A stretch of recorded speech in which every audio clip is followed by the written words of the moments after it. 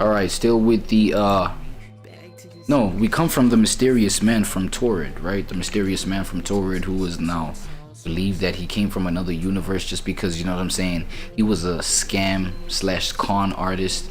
Most disturbing mysteries solved by Reddit users, right? That's the video. But yeah, we come from a section from a video where this con artist, bro, he would travel, right? He created this false, this fake passport with like some fake identity, and now he authentically wanted to travel to another, you know, place in the world, and he used that, you know, fake identity of a passport. And then that's when they busted the fact that you know what I'm saying, you have been on some bullshit, sir, right? And then, you know, that's how they, I mean, okay, look, I may have a little bit of amnesia myself, like when you know, with regards to a little those sections of the video. Goddamn, why can't I talk? But you know, with regards to those sections of the video, because I can't remember who Visual Venture said solved that, but the title, according to the title, you know, it's Reddit users are supposed to solve this.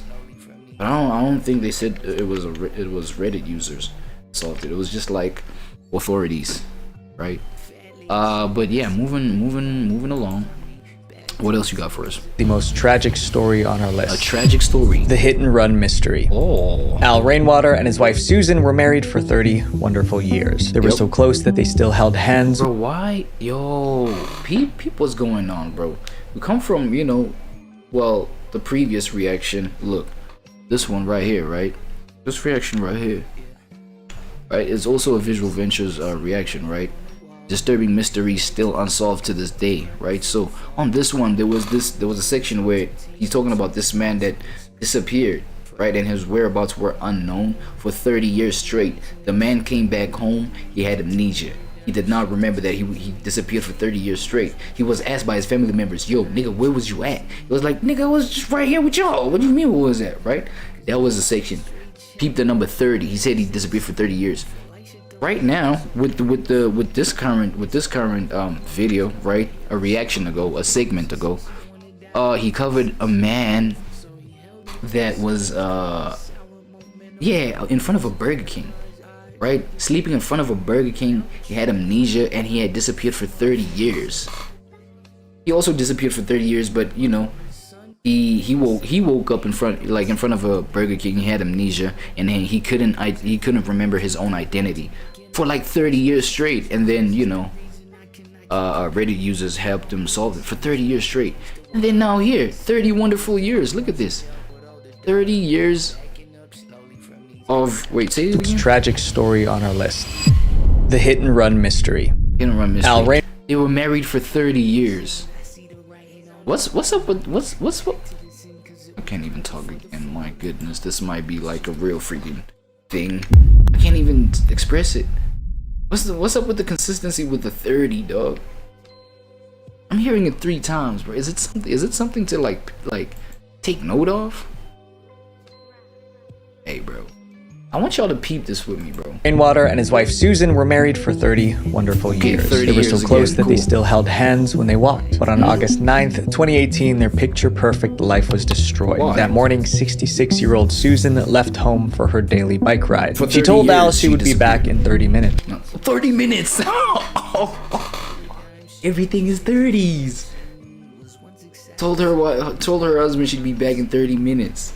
What's up, gang? 9th, 2018, their picture-perfect life was destroyed. Okay. That morning, 66-year-old Susan left home for her daily bike ride. She told Al she would be back in 30 minutes. She never returned. Al went out to look for her. He found her bicycle tossed on the side of the road. The frame was twisted, the wheels were crushed. It looked like a crash, but Susan wasn't there. He found her a few yards away in a ditch. She wasn't moving. Susan was gone. Heartbroken, Al called 911. Troopers arrived and began to investigate. It didn't take long for them to understand the situation. Someone hit Susan with a vehicle and drove away. A grandmother was out bicycling in Eatonville and she was hit by a vehicle, dumped in a ditch. The police was determined to find that driver and bring him to justice. But from the start, the case felt impossible. There were no cameras at the scene. There were also no witnesses. It felt like the driver vanished without a trace. Then officers spotted a single clue. They found a tiny piece of plastic at the scene. Police believed it snapped off the vehicle during the crash. The piece was tiny. They couldn't tell what part part of the car it came from. Without that answer, the case would go cold. The only way to find the hit-and-run driver was to identify that broken piece of plastic. So investigators tried something new. That evening, an officer posted. So the truth is hanging on the reality. The truth is hanging on just like this piece of what, plastic? Oh, imagine this is the one missing puzzle piece, bro, that could bring closure to everybody involved. Photo of the plastic piece online. He tweeted, "Troopers and detectives are still looking for a black vehicle involved in a tragic bicyclist fatality. If you know anything regarding this collision, please call the Washington State Patrol." No one on Twitter recognized it. The police were losing hope, and that's when Reddit came to the rescue. A Reddit user posted the picture to a group called What Is This Thing? It's a community where people help each other identify weird or unknown objects. He told them the full story when he posted it. If they couldn't solve it, Susan would never get justice. The whole group was ready to help. Replies started pouring in. Somebody picked it up and put it on Reddit, and that's when about 600 car enthusiasts and mechanics started to look at those pieces of vehicle and say, "Hey, shout out my car enthusiasts and mechanics out there, bro." You know what I'm saying? Y'all value has always been, you know what I mean, recognized, bro. Because I mean, it's like random shit, you know what I'm saying? Random car parts and things, like a random little piece that could be like, nigga, a ruler. You know what I'm saying? A freaking piece of a remote. They're like, nah, that comes from a car. No, yeah, this, that, and the third. Telling you, gang. What they think it might have been. One person guessed it came from a car window. Another suggested the front bumper. Dozens of theories appeared, but none of them were reliable. Then a user named Greg's Candy shared a new idea. He said the piece came from a car's headlight. Lots of people agreed, but they still needed more details. Even if it was from a headlamp, they had to figure out the exact car model. The case hit another wall until a user showed up. This Reddit user, Jeff, worked as a vehicle inspector in Maryland. That meant he examined thousands of cars. The moment he saw the plastic piece, he knew what it was. He said it belonged to the headlamp of a 1988 Chevy Silverado. Reddit users checked product photos online. It was an exact match. Everyone upvoted the answer to the top of the thread. Reddit identified the make and model of the car. They also knew that the broken plastic came from the headlamp. Now they needed to find the specific vehicle. If they found the vehicle, they would find the driver. And only a few hours later, they did. A Reddit few hours? Nah, dog, I feel like, look, man, this new age of Reddit deserves, you know what I'm saying? Come on, bro. Even like in situations where like cops seems like, or, you know, authorities, law enforcement seem like they may not find the answer, man, just dive into like this Reddit, bro. What are we doing? How the hell you just see, nah, dog, and you literally looking at it through like your phone, like a screen. It could be like the plastic object of anything, is what I'm saying. But hey, not with you know, my car enthusiasts and, you know, professional eye spotters of like car parts. Not while they still on Reddit like that. Come on, man. User spotted a 1980s Chevrolet truck with a broken headlight. The shape of the damage matched the plastic piece found at the scene. They called the sheriff immediately. After that, officers got an anonymous tip describing damage on, get this, a 1986 Chevrolet K10 pickup truck. Police rushed to the location. The truck belonged to 37-year-old Jeremy Simon. When officers questioned him, he confessed. On the morning of the crash, he was driving under the influence. He fell asleep at the wheel. He woke up only after slamming into Susan. When he looked back, he saw a bicycle. He panicked and fled. Jeremy pleaded guilty to all charges. Even brought himself to the fore.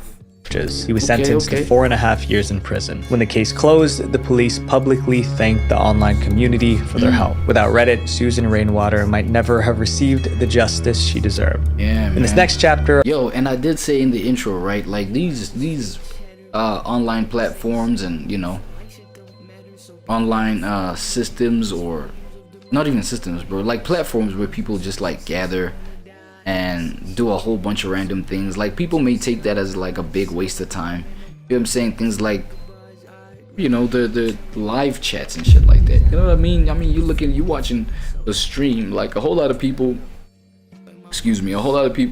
may believe, you know, you could be doing something better with your life instead of maybe watching a gamer stream. You know what I mean? But whatever is discussed in there, bro, it may be like people may share with one another as the community themselves, share with one another things that can like literally transform each other's lives, dog. You see what I'm saying? And so that's needed, dog. That's really needed. Whereas, you know, at the same time, you may look at these like as a waste of time. Like, who, like, you spend your time on Reddit game? Like, what are we doing there? Da, da, da. Now, I see the, you know, beyond what I just said, right? I see the value in Reddit for people like content creators and things like that. People like Visual Venture to be like, yo, look at what Reddit did. Da, da, da, da. You know what I'm saying? Just like, just say, yo, Reddit here, everybody, look at what's going on. I don't know, you know, for the sake of just getting some content. You know what I'm saying? You get even reaction channels that like, oh, you know, let's react at what's going on in Reddit. But like beyond that, you know, and I say that because I myself am a content creator. You know what I mean? I just jump on Reddit just to see what's going on, man. For these COS, right? Comments on story plays type. I don't know, might just jump on that. But yeah, though, beyond that, it's like, what are these things here for besides, you know, entertaining some lonely motherfuckers out there that cannot make social interactions, social connections, right? You may see it as that, but hey, literally changing lives, bro, impacting lives. You know what I'm saying? That's crazy, bro. Redditors joined forces to track down a dangerous criminal. Who's that? The mystery of the Dutch crime scene. Crime scene? The story gets dark really fast. In April 2013, a guy in the Netherlands was exploring Google Earth. He was zooming around his neighborhood when he saw what looked like a crime scene. Oh. It's right here. I'm gonna get really close up into it. It looked like someone was dumping a body in the river. This is unreal. I can't believe that satellite images actually caught this image of these. On a dock near the water, a long red trail stretched across the wood. At the end of the trail lay a shape that looked like a body. Next to it stood a person. He took a screenshot of the scene and sent it to the police, but the police didn't respond. No officers came to check the dock. No investigation began. The police obviously weren't taking him seriously, so he decided to ask Reddit for help. He posted the image with the title, "A Murder Near My House" on Google Maps. He also shared a link to the location. Redditors opened the link. Most of them saw the same frightening picture, a red trail, a body-shaped figure, and a person standing right beside it. People began sharing theories in the comments. One said it was an animal. What was going on live IRL? Right? Left after a hunt. That would explain the red trail. Another user measured the length of the shape on the dock. It was a little over 5 feet long. That was much closer to a human body. Others studied the standing figure. To some, it looked like two people, not one. You can easily see that there are at least 3 subjects here in this crime, 2 of them being the actual murders. Now, hours passed, theories got darker, but there were still no clear answers. That was when a user named BennyBoy1337 took a closer look, and he noticed something everyone missed. To Benny Boy, the shapes didn't look human at all. They looked like a dog and its owner on the dock. He explained it this way: looks like a dog got out of the water and shook itself dry, then walked off the dock while dripping water. That's why the wet wood looks so much darker in color. Redditors read that and checked the image again. Damn, they be going all scientific with it too. Yo. Suddenly, the entire photo looked completely different.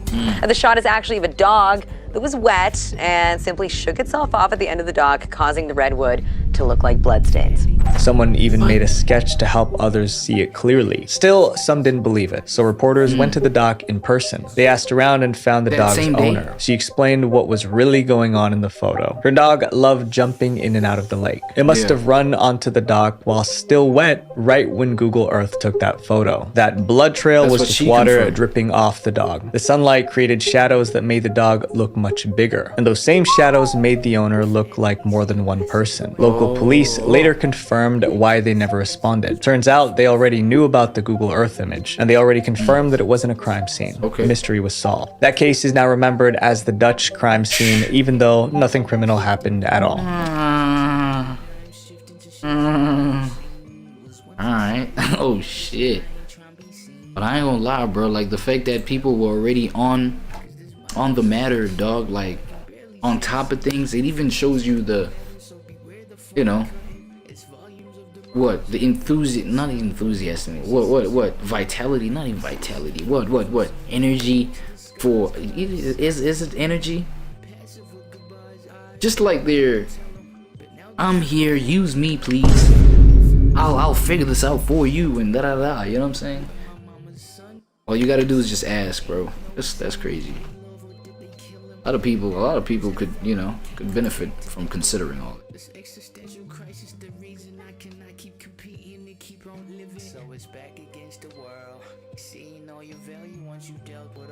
Alright, that was the moment of silence for the incision as we usher in the latecomers. If you just joined right now.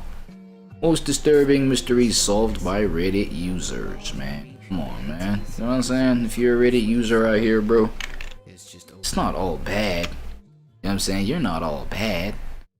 Feel me? Like, you could be used for something really beneficial. I'm not gonna hold you. Yeah. Carrying on with visual venture content. Let's do it. This next story is about a man who didn't feel safe in his own home, so he asked Reddit for help.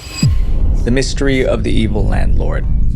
On April 15th, 2015, a Reddit user named rbradbury1920 was panicking. That day, Bradbury noticed something strange on his desk. It was a post-it note with a list of chores. The problem was that he had no idea how it got there. He lived alone and he didn't remember writing it, and the handwriting wasn't his. He tried to ignore it, but 4 days later it happened again. Another post-it note appeared in the exact same place. Same handwriting, same desk, but this message was more urgent. Oh my god, look man, obviously, this one is like, this one you can see from a mile away, right? And look, here's what I want to put to people, bro.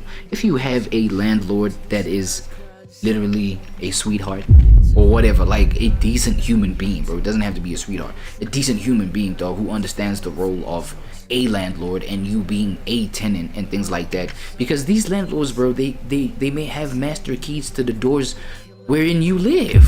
It's a fact. You know what I'm saying? So this was probably a case of that. Like, landlord obviously got a master key, and they actually done now showed you that they can get into your space, do whatever the, you know what I'm saying? Do whatever the hell they see fit, and then just leave. So they can literally run you up, like run you dry. Facts.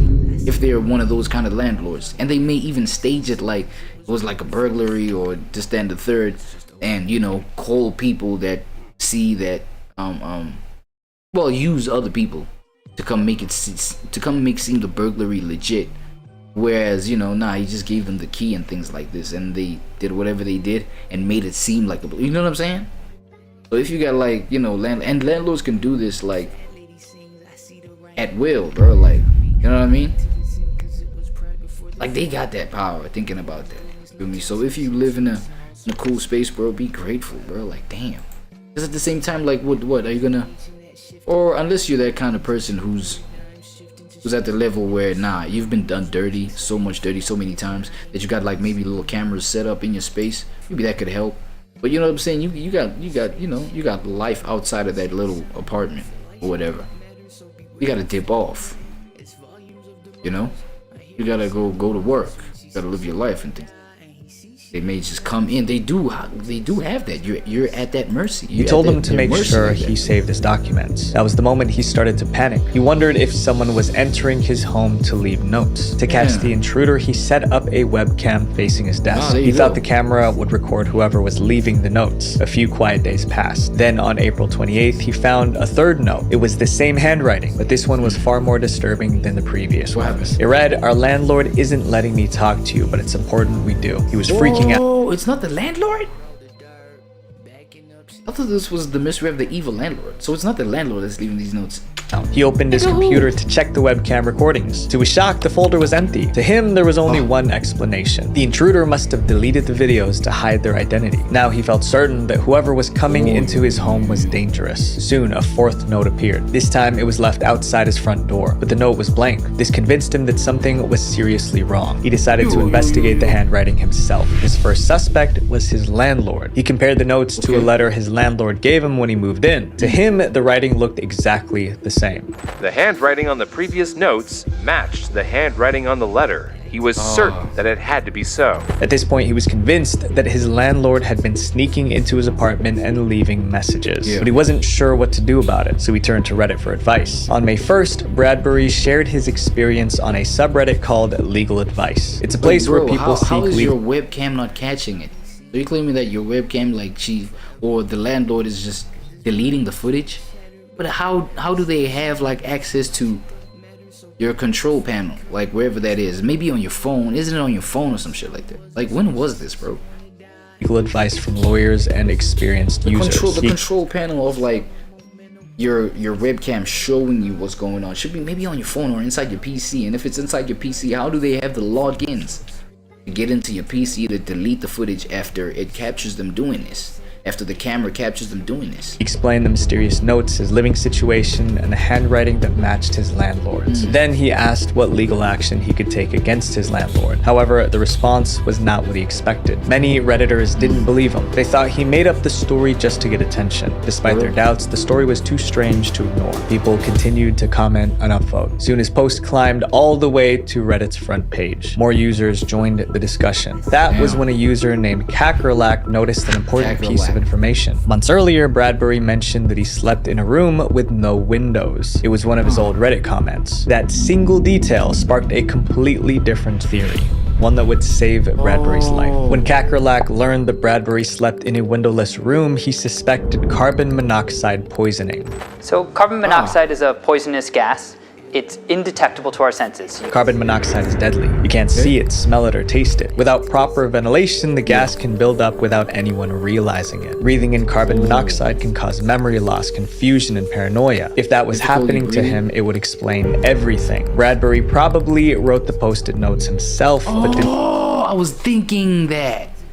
Oh my god, I was thinking that whole thing. He may have wrote the notes himself. You know what I'm saying? But then, why would it be like those kind of notes? Like, because that would explain why, you know, the footage of what his webcam captures, like, there's nothing, there's nobody there, like, you know what I'm saying? And, you know, I mean, Reddit was like, yo, maybe the suspect keeps deleting the footage of what the webcam captures. You know, they keep deleting, but he's the one deleting all that footage, bro. It's him.